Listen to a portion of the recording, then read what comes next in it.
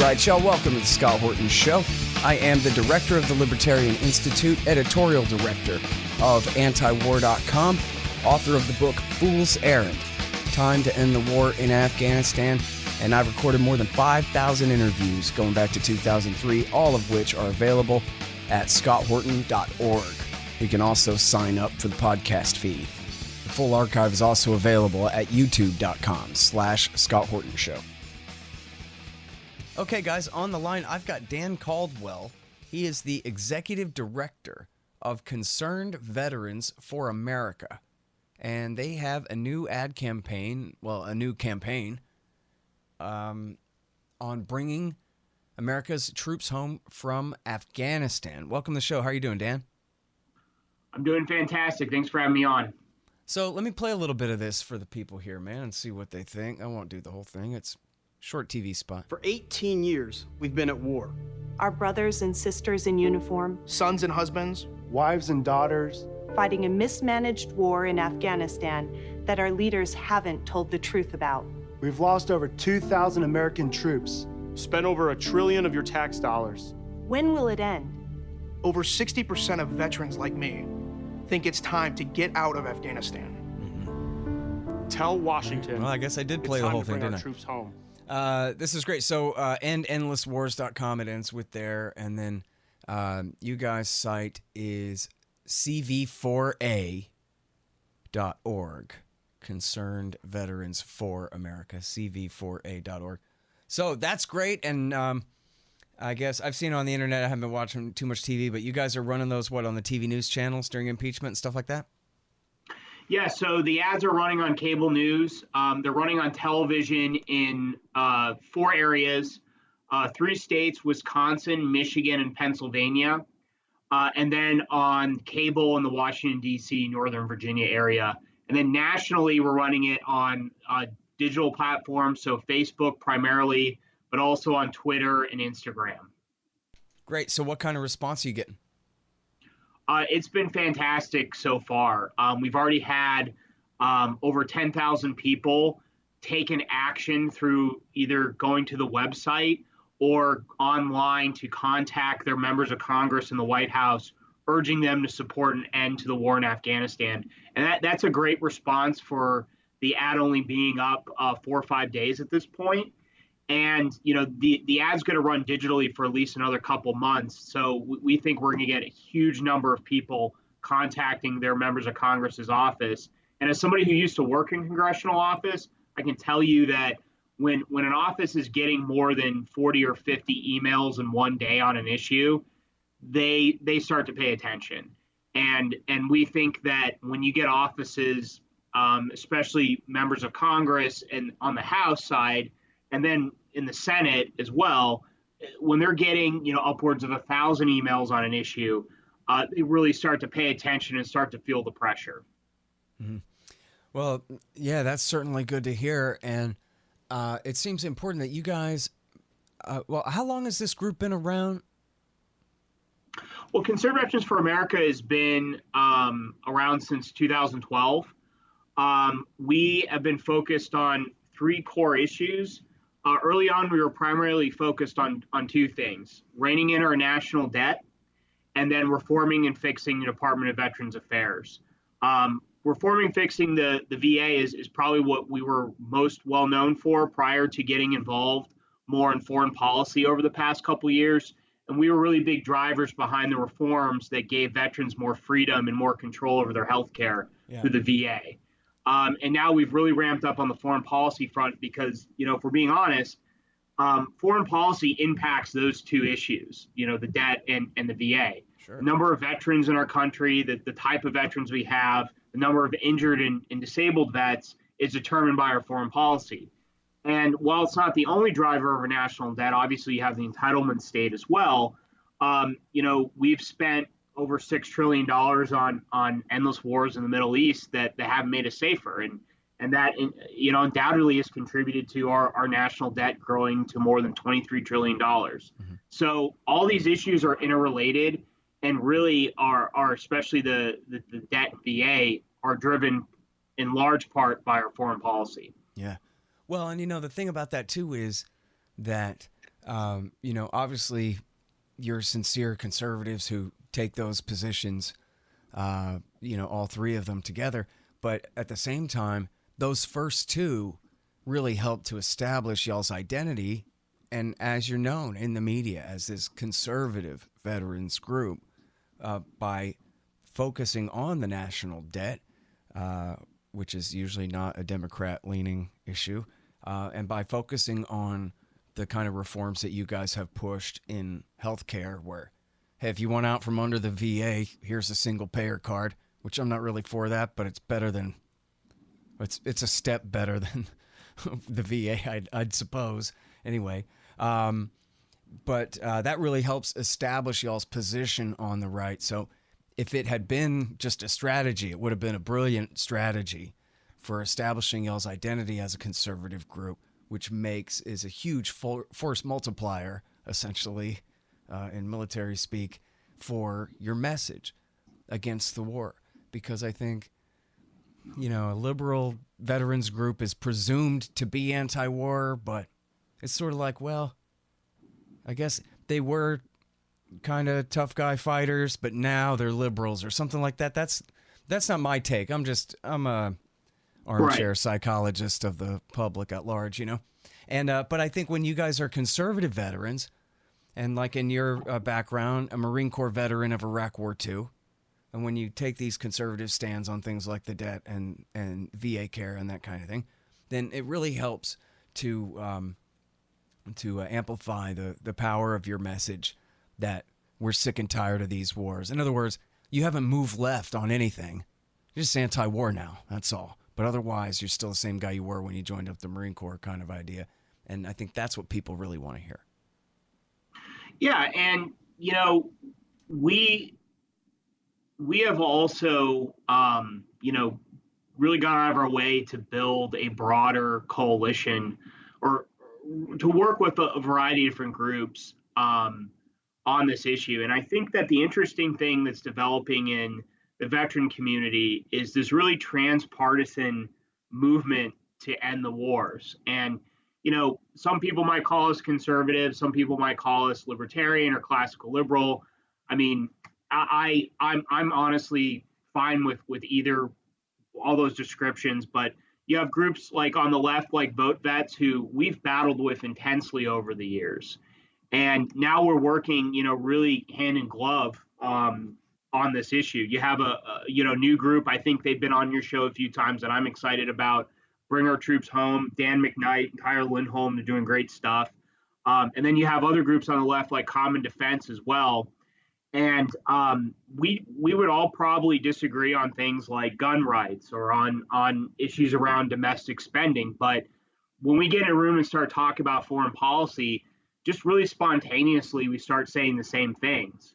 So there really isn't, interestingly, right now, like there maybe was 10, 15 years ago, a group of veterans, either on the right or left, that's saying, we need to keep fighting these wars. We need to keep, stay the course. Some of the rhetoric that you heard a lot 10, 15 years ago. It doesn't exist. The main veteran service organizations like the American Legion and VFW, which in the past I think you could say were maybe more hawkish, they're silent. They're not weighing in. So the only vocal voices in the veteran community, aside from some individuals and some retired generals and whatnot, are calling for more restraint, are calling for a more prudential use of military force abroad. And I think that's something amazing that's happened. And while, Concerned Veterans for America, I think is playing a big role in this movement, we aren't the only ones. And there's a lot of credit that deserves to go around. Well, yeah, you're certainly right. There are a lot of great groups, and Bring Our Troops Home is doing a lot of great work. But I think, and you can see it in the news coverage of you guys' group. They say Koch backed. David's dead now, but Charles Koch. And people may not know, especially, liberals who have heard of the Kochs, may not know that actually they're pretty good on foreign policy and always have been. Look at the foreign policy department at the Cato Institute that they've supported all these years and that kind of thing. They haven't been the very best of us, but they've been pretty good all this time. Yeah. So there's no surprise there.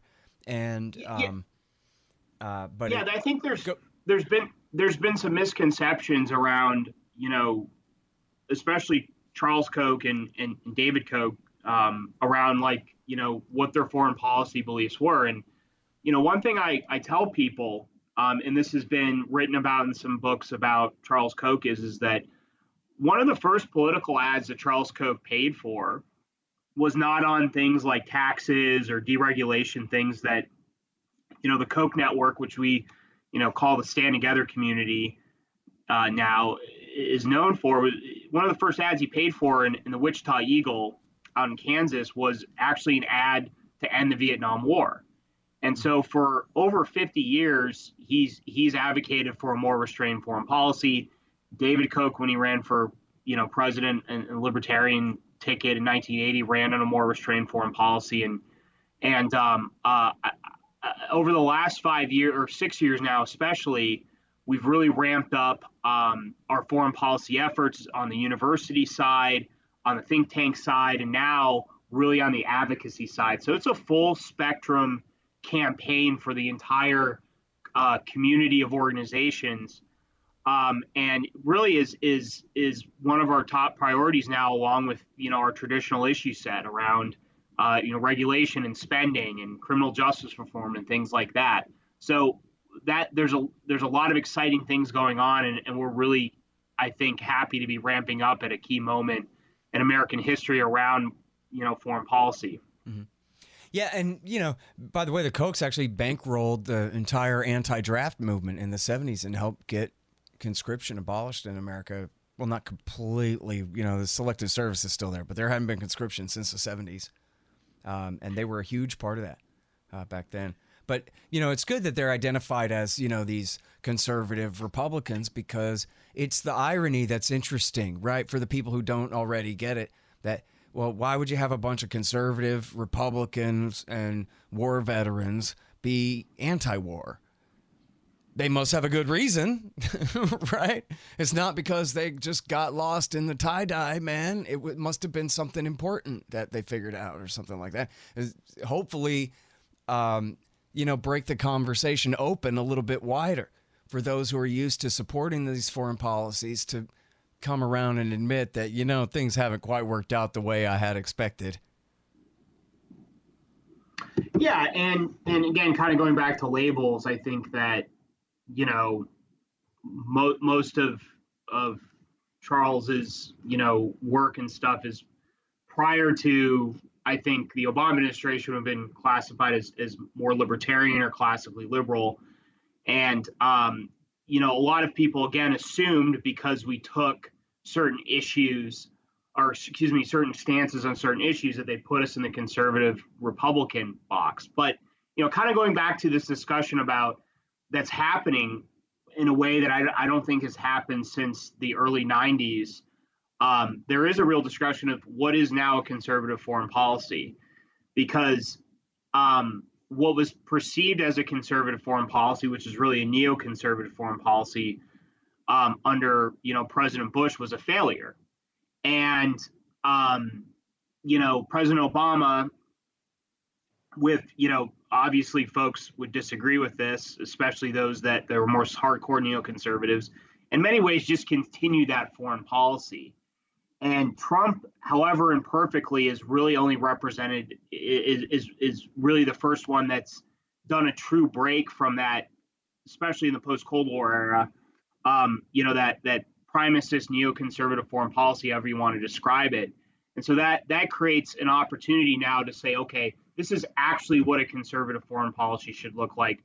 This is what a foreign policy for progressives should look like. And many of them actually, and for the most part, except for things I'd say around economic development and things like that, there's a lot of shared principles. There's a lot of shared beliefs around restraint and military force, about what happens when you go abroad in search of monsters to destroy. Mm-hmm. And so there's a lot of exciting opportunities right now, and a lot of people's mental models around what's conservative and what's not in regards to foreign policy are changing, and that's a good thing. Right. Yeah, absolutely. Yeah, you don't want to avoid that label. You want to own it.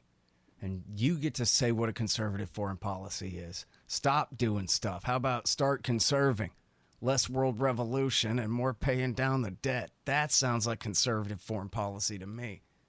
So that's that's what's really getting the attention. That's what creates room for people like Matt Gaetz and, other Republicans in Congress now to say that, you know what, I think actually my people want to hear anti-war positions. They want me to vote in anti-war ways rather than the presumption that conservative Republicans turn out to support hawks every time, no matter what, which is unfortunately the previous common understanding. Right. And, interestingly, Matt Gaetz, if you would have asked me when he first came into office in January of 2017, is this guy going to be, probably one of the top 5 pro-restraint foreign policy champions in the House of Representatives, said, no way. But that's where we're at. I mean, I think him and Tom Massey are the most consistent advocates for a restrained foreign policy in the Republican Party right now in the House. And here's the interesting thing. Just like Walter Jones from North Carolina, he is doing it from a heavily military district. You hear a lot of members claim that they have the most veterans or most members of the military in their district. Matt Gaetz is right when he said it is the district with the highest military and veterans presence in the country, and he's advocating for less war abroad, restraint in defense spending, and reining in executive war powers. And Walter Jones represented Camp Lejeune, where I spent some time in the Marine Corps, heavily military district. And despite the fact he had a lot of folks try and take him out over the years because of his beliefs around foreign policy, especially after the Iraq War, he still maintained high levels of support in that community because, kind of going back to what I discussed earlier, veterans and military families, they're tired of these endless wars. And it's not because they're pacifists or they're inherently anti-war. It's that I think first and foremost, they're seeing that they just simply aren't making us safer. And then, of course, it's putting incredible strain on these communities. Deploying 2, 3, 4 times, much less in a lot of special operations units, 10, 15 times now, it's inevitably going to wear down the toughest and most durable individuals and family units over time. And it's having a tremendous impact in these communities. So those are becoming quickly the loudest voices for a more restrained foreign policy, something I think a lot of folks 10, 15 years ago wouldn't have guessed would happen. Mm-hmm. Yeah, it's funny to hear people talk about, our Navy is overstretched. It's like, well, you know what? They've been flying sorties since 1991 over there. Maybe we could just tone down on the use of their equipment a little bit, and maybe that would help spare it a little bit longer shelf life instead of just shoveling more money at it. You brought up a very important point that I don't think it's discussed enough.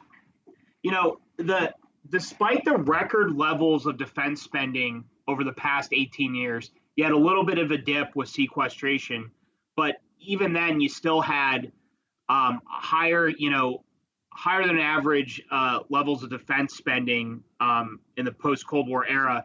Yes, we weren't reaching like the 6% level of GDP that we were reaching, in the tail end of the Cold War, or 9% like during the Vietnam War, but still, it was a massive investment and often higher when adjusted for inflation because our economy's grown than what you've seen in the past. But despite that, our Navy shrunk under George W. Bush by about 60,000 sailors. Our Air Force, we had to retire in part because of the F-35, but in part because of the dynamic you identified. We had to retire 500 tactical aircraft sooner. Our B-1 bombers and B-52 fleets, critical assets that if, God forbid we get in a conflict with China are going to be key. They have between oftentimes 5 to 15% readiness levels because they're being used over and over again to blow up huts in Afghanistan and Iraq and Syria. We're dropping $1 million bombs on $1,000 huts with insurgents with maybe $500 worth of gear. And so those assets have been overused. They've taken money away from replacement programs. And we really have a military that in a lot of different areas, particularly with great power conflict and deterrence, is less effective. Now, I'm not somebody that believes that we should be overly hawkish towards China, but if you're looking at a national security challenge in the world, you really do have to look to China. And if we're going to have a military, it should be geared towards that great power conflict and dealing with those threats. But we're still in a counterinsurgency mindset, even if there's fewer levels of troops in some of these conflict zones. Yeah, see, I don't know, man. That's really threatening our national defense. You put it like that, it makes me think, poor Afghans, but I'd rather keep killing them for nothing than get into a war with China. I mean, what do we have to fight with them about, whether their entire East Coast belongs to us or not? Yeah, I mean, I ideally want to get out of Afghanistan. I don't want a war with China. Again, I think that a lot of folks, there's an incentive now to turn China into what the Soviet Union was during the Cold War, but there's key differences. In particular, their economies, for better and for worse, are very integrated. We're very dependent on each other. We have levels of trade that we never had with the Chinese. And I think that our focus should be on not provoking them or unnecessarily getting in a war, but treating them both as a partner and as a potential adversary. And that's what I think that the military really, in the case of China, should be more viewed as a deterrence, as an aggressive force, kind of trying to start another war of China, another war on the Asian continent. But we do hear that narrative more and more that, we got to wrap up these terror wars because it's time to focus back on Russia and China again, which is really not the right answer. We need to leave Asia to the Asians and just be, have a Swiss foreign policy and not have it, have to choose between these kind of false choices, which are really, in a way, right, they're arguments between the government departments. The Navy wants to focus on China. The Army wants to focus on Russia. The Special Operations Command wants to focus on terrorists. And it's all just rent-seeking, job-holding. Has nothing to do with defending this country whatsoever. None of it does. I think, there's definitely, it's interesting, the different factions in the military and what they want their focuses to be.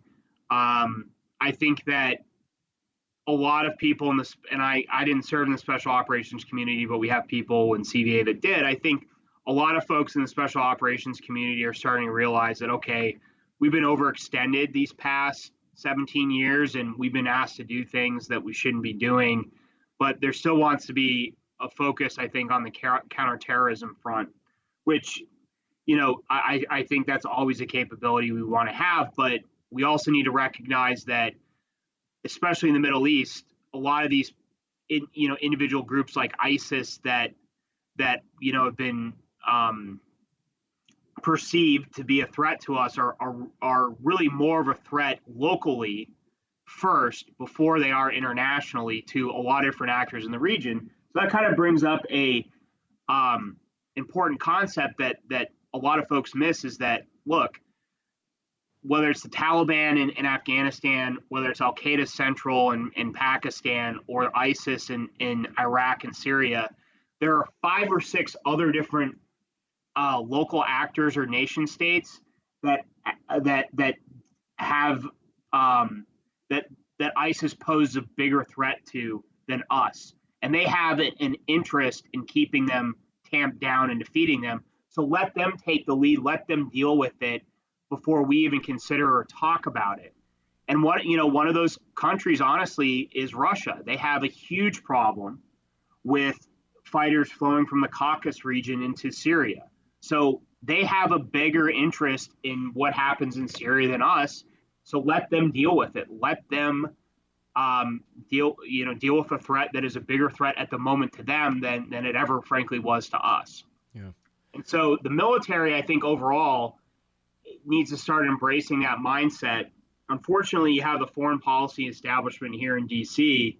that really isn't doing that, and that's a big part of the problem, and what we're trying to counteract in part with this ad campaign and these coalitions that we're building. Mm-hmm. Yeah, it's funny. I think people think of Jack Nicholson talking about, I stand on that wall to protect you. But wait, where's the wall? It's in the Harrit? It's somewhere over in Central Asia or in Eastern Europe, or it's not. It's a defensive note about a very foreign legion in practice. So I'm sorry to wrap up here at the end. Tell us, if you could, about y'all's efforts on Capitol Hill and what you guys are doing. I read in the post that you guys have spent quite a bit of money supporting certain candidates. I wonder, is there like a real litmus test that they better be good on all 7 of the wars or else, or how does that work? What do you guys do? Well, we do a number of different activities, focused on changing the discussion among policymakers on foreign policy. And not all of it, in fact, very little of it is very overtly political. We have a team here in Washington, D.C. that goes around Capitol Hill and it educates members on our positions.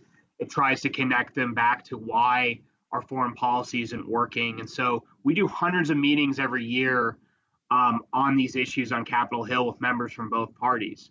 But I think that we're most effective on Capitol Hill when we're backed up by a grassroots army. And so most of Concerned Veterans for America's staff is actually spread across the country, meeting with people in local communities, educating them, and then turning into activists that can either educate other citizens or they themselves as individual constituents of a particular member of Congress can go lobby them to support a better foreign policy. So it's really, to use a military term, a combined arms effort.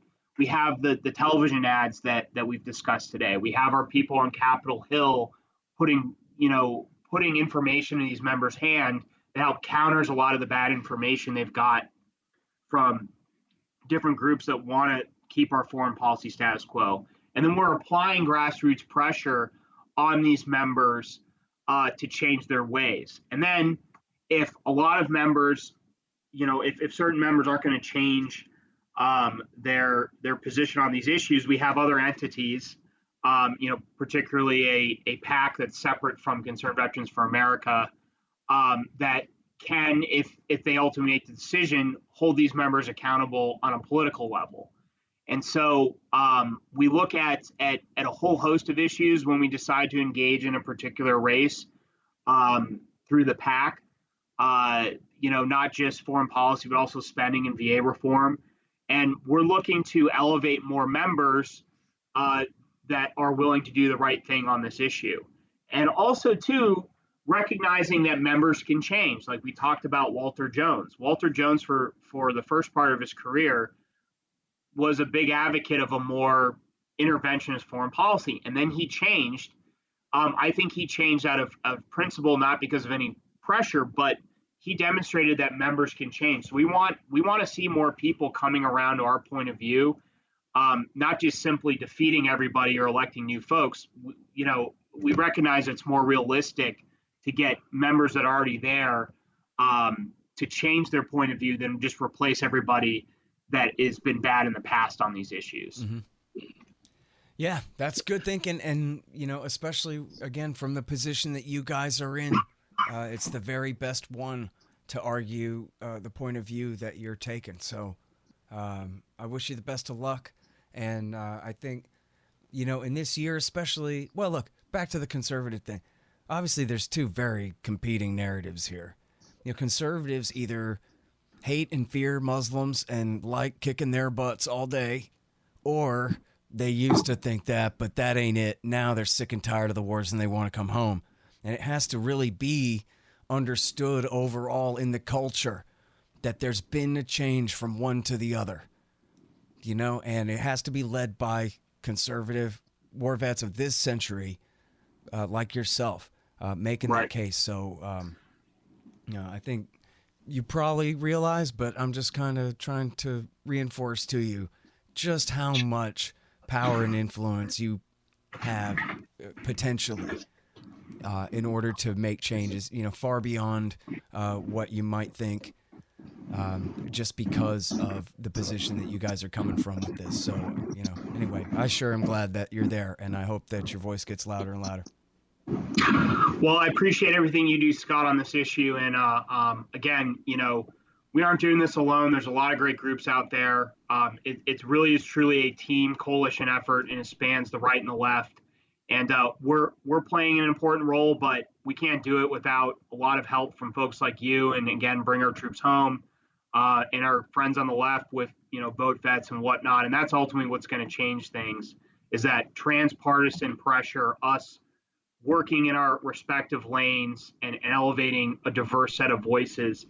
And I think critically with kind of the current environment, these traditional conservative voices that maybe in the past have been perceived as interventionists, elevating more of them that have come around on this is critical. You're absolutely right on that. And I appreciate everything that, again, you've been doing and whatnot to help kind of change this narrative.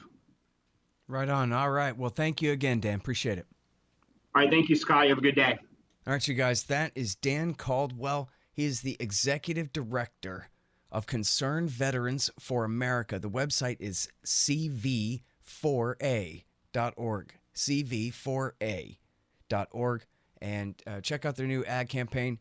We got a blog entry about it at antiwar.com and at the Libertarian Institute. Concerned Veterans for America launch campaign to bring our troops home. Help make that viral. The Scott Horton Show, Antiwar Radio, can be heard on KPFK 90.7 FM in LA, APSradio.com, Antiwar.com, ScottHorton.org, and LibertarianInstitute.org.